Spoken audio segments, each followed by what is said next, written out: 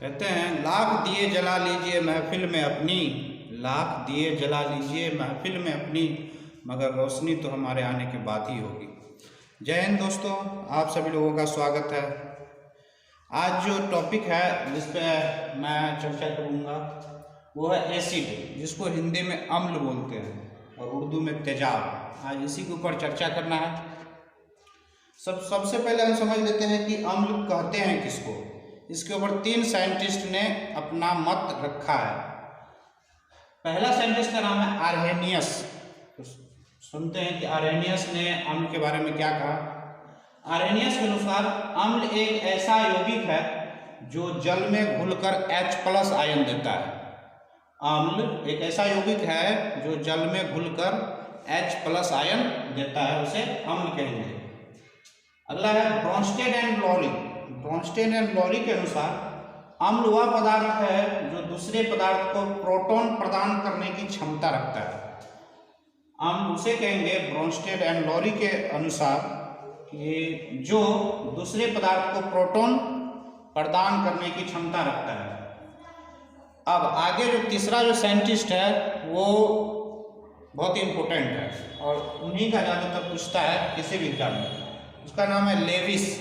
Levi's नाम के scientist ने कहा अम्ल वह यौगिक है जो 1 लोन पेयर ऑफ इलेक्ट्रॉन प्रदान करता है, यानी स्वीकार करता है। लेविस के अनुसार अम्ल वह यौगिक है जो 1 lone pair of electron accept करता है, लेता है, स्वीकार करता है या स्वीकार करने की प्रवृत्ति रखता है, उसे अम्ल कहेंगे लेविस के अनुसार। इसमें कंफ्यूजन होता है, जैसा कि कभी कभी हो जाता है कि ये एक्सेप्ट करेगा या डोनेट करेगा, यानी वो इलेक्ट्रॉन को लेगा या इलेक्ट्रॉन को देगा, इसमें अधिकतर कंफ्यूजन होता है। तो इसको याद रखने का ट्रिक है एसिड, ACID। एसिड का ए वर्ड को, ए लेटर को निकाले और ए से याद रखना है acceptor of electron. Acceptor of electron, जो इलेक्ट्रॉन को लेता है, उसे एसिड कहेंगे लेविस के अनुसार। अब समझते हैं कि अम्ल का गुण कैसा होता है। अम्ल का गुण कैसा होता है, हम कैसे पहचानेंगे कि ये अम्ल है। तो अम्ल का गुण होता है कि स्वाद में ये खट्टा होता है, स्वाद में ये खट्टा होता है। और दूसरा गुण है कि ये नीले लिटमस पत्र को लाल कर देता है। ये नीले लिटमस पत्र को लाल कर देता है, ये अम्ल का गुण है। और अक्सर स्टूडेंट को ये कन्फ्यूजन होता है, 10th में हो, +2 में हो, कि केमिस्ट्री के एग्जाम में हमेशा कन्फ्यूजन होगा या होता है कि नीले लिटमस पत्र को लाल कर देता है या लाल लिटमस पत्र को नीला कर देता है। ये हमेशा कन्फ्यूजन बना रहता है, लेकिन आज के बाद कन्फ्यूजन नहीं रहेगा। इसको याद रखने का टेक्निक है जेब्रा। जैसे हम लोग बच्चे की किताब में पढ़ते हैं, सटल PLE, एप्पल का मतलब होता है सेब, बॉल, कार, डॉग। उसी बुक के लास्ट में जेड फॉर जेब्रा एक प्रकार का घोड़ा होता है। तो ZEBRA जेब्रा, इसका ट्रिक हुआ। बी से याद रखना है, बी से ब्लू मतलब नीला। आर से याद रखना है रेड मतलब लाल। ए से एसिड, कहने का मतलब जो ब्लू लिटमस पत्र को लाल कर देता है। एक बार फिर से, जो ब्लू लिटमस पत्र को, नीला लिटमस पत्र को लाल कर देता है, उसे एसिड कहते हैं। अब कंफ्यूजन कभी नहीं होगा। और याद रखिएगा कि लिटमस पत्र जो है, लिटमस जो है, ये लाइकेन नामक प्लांट से प्राप्त किया जाता है। लाइकेन नाम के प्लांट से प्राप्त किया जाता है। अब हम लोग समझते हैं कि कौन कौन से पदार्थ में कौन सा अम्ल पाया जाता है। आइए आप समझते हैं कि प्राकृतिक स्रोत और किस किस चीज में कौन सा अम्ल पाया जाता है। सबसे पहले देखते हैं सिरका में एसिटिक अम्ल पाया जाता है। उसके बाद आता है संतरा में सिट्रिक एसिड पाया जाता है। इमली में टार्टरिक एसिड पाया जाता है। टमाटर में ऑक्जेलिक एसिड पाया जाता है। दही में लैक्टिक एसिड पाया जाता है। दही जो कि लैक्टोबैसिलस नामक जीवाणु जिसमें पाया जाता है, जो दही को जमाने में मदद करता है, दही को जमाने में मदद करता है। अब एक चीज़ यहाँ पे जानने वाली बात है कि जो लोग वेजिटेरियन हैं, कहते हैं कि मैं वेजिटेरियन हूँ और मीट मच्छी नहीं खाता हूँ, तो वो दही जो खाते हैं, दही में लैक्टोबैसिलस नामक बैक्टीरिया है, तो इसका मतलब वो बैक्टीरिया को खा रहे हैं, तो वो 100% उसको कह सकते हैं कि वो वेजिटेरियन नहीं है। जो लोग वेजिटेरियन होंगे उनको गुस्सा नहीं है, ऐसी बात नहीं है।